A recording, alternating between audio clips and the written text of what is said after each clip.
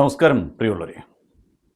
കഴിഞ്ഞ ദിവസം സുപ്രീം കോടതി പുറപ്പെടുവിച്ച ഒരു വിധി അല്ലെങ്കിൽ സുപ്രീം കോടതിയുടെ ഒരു കമൻറ്റ് രാഹുൽ മാങ്കൂട്ടത്തിൻ്റെ ഒന്നാമത്തെ പരാതിയെ എങ്ങനെ ബാധിക്കുമെന്ന് നമുക്ക് നോക്കാം. സുപ്രീം കോടതി പറഞ്ഞത്, നിങ്ങൾ ഇഷ്ടപ്രകാരം ലിവിങ് ടുഗദറായ ഒരാളോടൊപ്പം ജീവിച്ചതിന് ശേഷം കുറച്ച് നാൾ കഴിയുമ്പോൾ അയാളുടെ പിണക്കം വരുന്ന സമയത്ത് അത് റേപ്പായിട്ട് വരിക, അല്ലെങ്കിൽ അതിലേതെങ്കിലും ദിവസത്തെ ഒരു ബന്ധപ്പെടൽ റേപ്പായിട്ട് വരിക, അതൊന്നും കോടതിക്ക് അംഗീകരിക്കാൻ പറ്റില്ല. കോടതി ഇങ്ങനെയുള്ള കാര്യങ്ങൾ പറഞ്ഞാൽ അതിജീവിത എന്ന പേരിൽ അറിയപ്പെടുന്ന പരാതിക്കാരികളെ അപമാനിക്കുന്നതിന് തുല്യം ആകും എന്ന് പറഞ്ഞു.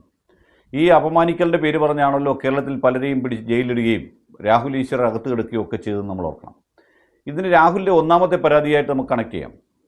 കോടതി പറഞ്ഞ അതേ വാചകത്തിൽ തന്നെ എടുക്കാം. 27/1/2025, 28/1/2025 ഈ 2 ദിവസങ്ങളിൽ ഒന്നാമത്തെ പരാതിക്കാരി രാഹുൽ മാങ്കൂട്ടത്തിൻ്റെ ഫ്ലാറ്റിലേക്ക് അങ്ങോട്ട് ചെല്ലുകയായിരുന്നു.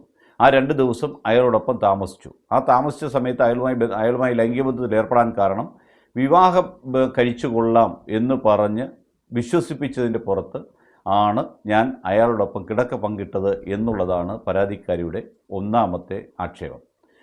അതിൽ നിന്ന് അയാൾ പിന്മാറുകയും താൻ ഗർഭിണിയായ സമയത്ത് തനിക്ക് നിർബന്ധിച്ച് ഗുളിക തന്ന് ഗർഭം ഒഴിപ്പിച്ചു എന്നുള്ളതുമാണ് പരാതി.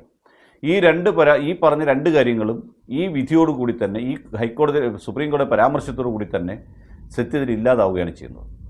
നിങ്ങൾ ഒരാളിനെ വിവാഹം കഴിക്കുന്നതിന് മുമ്പ് എന്തിന് അയാളോടൊപ്പം കിടക്ക പങ്കിട്ടു? ഈ ചോദ്യം രാഹുൽ മാങ്കൂട്ടത്തിൻ്റെ കേസിലും കോടതിയുടേതായ ഒരു കണ്ടെത്തലായിട്ടുണ്ട്. അത് കളയണമെന്ന് പറഞ്ഞാണ് സുപ്രീം കോടതിയിലൊക്കെ പോയത്. അതിനകത്ത് കാര്യമായ മാറ്റങ്ങളൊന്നും ഉണ്ടായില്ല. മാധ്യമങ്ങൾ പറയുന്ന രീതിയിലുള്ള ഒരു വലിയ കഴമ്പുള്ള കാര്യങ്ങളൊന്നും തന്നെ സുപ്രീം കോടതിയുടെ ഭാഗത്തുനിന്ന് ഒന്നാമത്തെ പരാതിക്കാരിക്ക് അനുകൂലമായിട്ടൊന്നും ഉണ്ടായിട്ടില്ല. അത് ഇലക്ഷനുമായി ബന്ധപ്പെട്ട് രാഹുൽ മത്സരിക്കാതിരിക്കാൻ വേണ്ടിയുള്ള ഒരു മുൻകരുതൽ എന്നതിനപ്പുറം അതിനെ വേറെ രീതിയിൽ കാണുവാൻ നമുക്ക് സാധിക്കുകയുമില്ല. അങ്ങനെയാണ് നമുക്ക് കിട്ടുന്ന നിയമ ഉപദേശവും. പക്ഷേ ഇവിടെ ഈ വിഷയത്തിൽ മറ്റൊരു കാര്യം കൂടി നടന്നിട്ടുണ്ട്. പണ്ട് ഭാര്യയും ഭർത്താവും വിവാഹിതയായ ഒരു സ്ത്രീ ഭർത്താവുള്ള സമയത്ത് മറ്റൊരു പുരുഷനുമായി ലൈംഗിക വീഴ്ചയിൽ ഏർപ്പെടുക, അതിനുശേഷം ഭർത്താവ് കൊണ്ട് പരാതി കൊടുക്കുക. ആ പരാതി പോലും സുപ്രീം കോടതിയുടെ ഈ കണ്ടെത്തലോടുകൂടി നിലനിൽക്കില്ല എന്നുള്ളതാണ് നമ്മൾ മനസ്സിലാക്കേണ്ടത്. ഇവിടെ ഞാൻ അങ്ങനെ പറയാൻ കാരണം, രാഹുൽ മാങ്കൂട്ടത്തിൻ്റെ ഒന്നാമത്തെ പരാതിക്കാരുടെ ഭർത്താവ് 2-3 പ്രാവശ്യം രാഹുലിനെതിരെ പരാതി കൊടുത്തു. അതിനകത്ത് വലിയ കാര്യങ്ങളൊന്നും എടുക്കാതെ SIT അയാളുടെ മൊഴിയെടുക്കുകയും അയാളെ വിളിച്ച് അന്വേഷിക്കുകയൊക്കെ ചെയ്തതിനപ്പുറത്ത് മറ്റൊരു കാര്യങ്ങൾ നടന്നില്ല. അപ്പോൾ ആദ്യത്തെ പരാതി കൊടുക്കുന്ന സമയത്ത് താനും ഭർത്താവുമായി ചെറിയൊരു സ്വരച്ചേർച്ചയില്ലായ്മയും അത് സെറ്റിൽ ചെയ്യാൻ വേണ്ടിയാണ് രാഹുൽ മാങ്കൂട്ടത്തെ വിളിച്ചതെന്നും കണ്ടതെന്നാണ് പറയുന്നത്. ഭർത്താവുമായുള്ള സ്വരച്ചേർച്ച ഇല്ലാതാക്കുവാൻ വേണ്ടി, അല്ലെ ആ പ്രശ്നം പരിഹരിക്കുന്നതിന് വേണ്ടി സ്ഥലത്തെ MLA വിളിക്കുമ്പോൾ അയാളുടെ ഫ്ലാറ്റിലേക്ക് പോയി 2 ദിവസം താമസിച്ചത് എന്തിനെ എന്ന ചോദ്യത്തിന് കൂടി ഈ ഒന്നാമത്തെ പരാതിക്കാരിയും ആ പരാതിയെ ഇപ്പോഴും കൊണ്ടു നടക്കുന്നവരും മറുപടി പറയേണ്ട കാലം വിദൂരമല്ല എന്നുള്ളതാണ് സത്യം. ഇങ്ങനെയുള്ള കാര്യത്തിൽ ഇപ്പോൾ സ്ത്രീക്ക് ഒരു പുരുഷനോടല്ല അവർക്ക് ഇഷ്ടമുള്ള മറ്റു പുരുഷനോട് ലൈംഗിക വീഴ്ചയിൽ ഏർപ്പെടുന്നതിനൊന്നും നമ്മുടെ നിയമം ഇപ്പോൾ തടസ്സമല്ല. ഒരു ഹോട്ടലുകളിലും റെയ്ഡോ മറ്റുള്ള കാര്യങ്ങളൊന്നും നടക്കുന്നുമില്ല. അങ്ങനെയുള്ള കാര്യങ്ങളിലേക്ക് അവർക്ക് സ്വാതന്ത്ര്യം കൊടുക്കുന്നു. പക്ഷേ ആ സ്വാതന്ത്ര്യം എന്ന് പറയുന്നത് പുരുഷനിൽ അപേക്ഷിച്ച് സ്ത്രീ എന്ന വ്യക്തിക്ക് എന്ത് നിയമ തടസ്സമാണ് നൽകുന്നതെന്ന് ചോദിച്ചാൽ, വിവാഹം കഴിക്കാമെന്ന് വാഗ്ദാനം നൽകിയതിന് പുറത്ത് ഒരാളിനോടൊപ്പം കിടക്ക പങ്കിടാൻ പാടില്ല, അങ്ങനെ നിങ്ങൾ കിടക്ക പങ്കിട്ടിട്ട് ഇങ്ങോട്ട് വരണ്ട എന്നാണ് കോടതി പച്ച മലയാള ഭാഷയിൽ പറഞ്ഞത്. അത് രാജ്യത്തുള്ള മുഴുവൻ ആൾക്കാർക്കും, അതായത് സുപ്രീം കോടതിയുടെ ഒരു വെർഡിക്റ്റ് വരുന്ന സമയത്ത് അത് രാജ്യത്തുള്ള മുഴുവൻ കോടതികൾക്കും വ്യക്തികൾക്കും ബാധകമായിരിക്കും എന്നുള്ളതുമാണ് മറ്റൊരു കാര്യം. പിന്നെ എന്താണ് ഇവിടെ പ്രശ്നം? ധാർമ്മികത എന്നൊരു പ്രശ്നമാണ് ഇവരുടെ 2 പേരുടെയും കാര്യം. ഒന്നാമത്തെ പരാതിക്കാരുടെ കാര്യത്തിലായാലും രാഹുലിൻ്റെ മൂന്നാമത്തെ പരാതിക്കാരുടെ കാര്യത്തിലായാലും രാഹുലിൻ്റെ കാര്യത്തിലായാലും ധാർമ്മികത എന്നുള്ളത്, സ്ത്രീക്ക് മാത്രമേ ചാരിത്ര്യമുള്ളൂ പുരുഷന് ചാരിത്രമില്ല എന്ന് പറയുന്നതിനെ നമുക്ക് ഒരുപക്ഷെ അംഗീകരിക്കാൻ പറ്റുമെന്ന് വരില്ല. അതെന്താ സ്ത്രീക്ക് മാത്രം ചാരിത്രം എന്ന് പറയുന്നത്? അങ്ങനെ സൊസൈറ്റി അവളെ അങ്ങനെ വെക്കാനുള്ള കാരണങ്ങളുണ്ട്. ഞാൻ അതിലേക്കൊന്നും കടക്കുന്നില്ല. കാരണം അത് മനുസ്മൃതിയോ കഠോപനിഷത്തോ അങ്ങനെയുള്ള പുസ്തകങ്ങളിലൂടെ നിങ്ങൾ കടന്നു പോകുമ്പോൾ നിങ്ങൾക്ക് മനസ്സിലാകുന്നൊരു കാര്യമാണ്. അതിന് കാരണം കൂടി ഉണ്ടായിരുന്നു.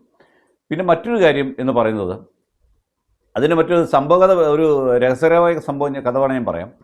സ്ത്രീ ഒരു പുരുഷനോടൊപ്പം മാത്രമേ ജീവിക്കാൻ പാടുള്ളൂ എന്ന് ഒരു അലിഖിത നിയമം വരാനുള്ള കാരണം, പണ്ട് ഈ ബ്രാഹ്മണ ശ്രേഷ്ഠന്മാരും ഒക്കെ ഏത് സ്ത്രീയെ കണ്ടാലും ഭർത്താവുള്ളവളാണെങ്കിലും അല്ലെങ്കിലും അയാളുടെ ഇംഗിതത്തിന് വഴങ്ങി കിടക്ക പങ്കിടണം എന്നൊരു നിയമം ഉണ്ടായിരുന്നു. അങ്ങനെ ഒരു അലിഖിത നിയമം ഉണ്ടായിരുന്നു. ആ നിയമമുള്ള സമയത്ത് ഒരു വീട്ടിൽ ഒരു ബ്രാഹ്മണൻ ചെല്ലുന്ന സമയത്ത് അവിടുത്തെ സ്ത്രീ ഗർഭിണിയായ സ്ത്രീയോട് പറഞ്ഞു തന്നോടൊപ്പം കിടക്ക പങ്കിടണമെന്ന്. അവർ പറഞ്ഞു പറ്റില്ല എന്ന് പറഞ്ഞു. പക്ഷേ ഇയാൾ ബലമായി അവരെ റേപ്പ് ചെയ്യുകയും അതിനുശേഷം ഒരു കുഞ്ഞ് ജനിച്ചെന്നും എന്നുവെച്ചാൽ ഗർഭിണിയായിരുന്നല്ലോ, ആ കുഞ്ഞ് ജനിച്ച സമയത്ത് കുഞ്ഞ് ശപിച്ചെന്നും ഇനി മേലിൽ ഒരു ഒരു സ്ത്രീക്ക് ഒരു പുരുഷൻ മതി എന്ന് അല്ലാതെ മറ്റൊരുത്തൻ്റെ സ്ത്രീയെ കയറി കാമിക്കാനോ പ്രാപിക്കാനോ പാടില്ല എന്ന് ശപഥം ചെയ്തു എന്നൊക്കെയാണ് വെപ്പ്. ഞാനത് വായിച്ചതാണ്, നിങ്ങളും അത് വായിച്ചിട്ടുണ്ടാവുമെന്ന് വിശ്വസിക്കുന്നു. എന്നാലും ഇവിടുത്തെ വിഷയം എന്ന് പറയുമ്പം ഈ ഒരു വിധിയോടുകൂടി ഇന്ത്യയിലെ മുഴുവൻ സ്ത്രീകൾക്കും, അതായത് ലിവിങ് ടുഗദർ ഉൾപ്പെടെയുള്ള കാര്യങ്ങൾക്കും ഇതുപോലെയുള്ള ഒളിച്ച് ഓട്ടങ്ങൾക്കും ഒക്കെ ചെയ്തതിന് ശേഷം പരാതിയുമായി കോടതിയിലേക്ക് ചെന്നാൽ ആ വ്യക്തിയെ ഒന്ന് നാറ്റാം, അല്ലെങ്കിൽ ആ വ്യക്തിയെ ഒന്ന് സമൂഹത്തിന് മുമ്പിൽ വ്രണപ്പെടുത്തി വെക്കാം, അയാളുടെ മുൻപോട്ടുള്ള പ്രയാണത്തെ തടസ്സപ്പെടുത്തുകയോ സമൂഹത്തിന് മുമ്പിൽ കുറ്റക്കാരനായിട്ടോ അപഹാസ്യനാക്കാനോ പറ്റുന്നതിനപ്പുറം ഒരു സ്ത്രീക്ക് മറ്റൊന്നും സാധിക്കില്ല എന്നുള്ളതാണ് ഇതിനകത്ത് മറ്റൊരു കാര്യം. ഇതുതന്നെയാണ് രാഹുൽ മാങ്കൂട്ടം തൻ്റെ ഒന്നാമത്തെ പരാതി വന്നതിൻ്റെ 3-ാമത്തെ ദിവസം വീട്ടിൽ നടത്തിയ പത്രസമ്മേളനത്തിൽ പറഞ്ഞിരുന്നു.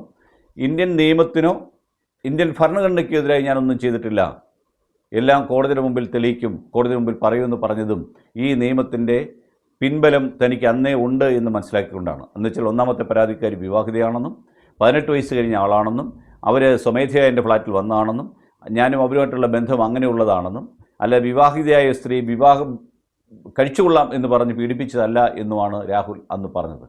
അതിനെയൊക്കെ സപ്പോർട്ട് ചെയ്യുന്ന രീതിയിലുള്ള വിധികളാണ് ദിവസങ്ങളായിട്ട് വന്നുകൊണ്ടിരിക്കുന്നത്. ഇത് രാഹുലിന് പ്രയോജനം ചെയ്യൂ എന്ന് ചോദിച്ചാൽ പ്രയോജനം ചെയ്യാനുള്ള സാധ്യത വളരെ ഏറെയാണ്. നന്ദി, നമസ്കാരം.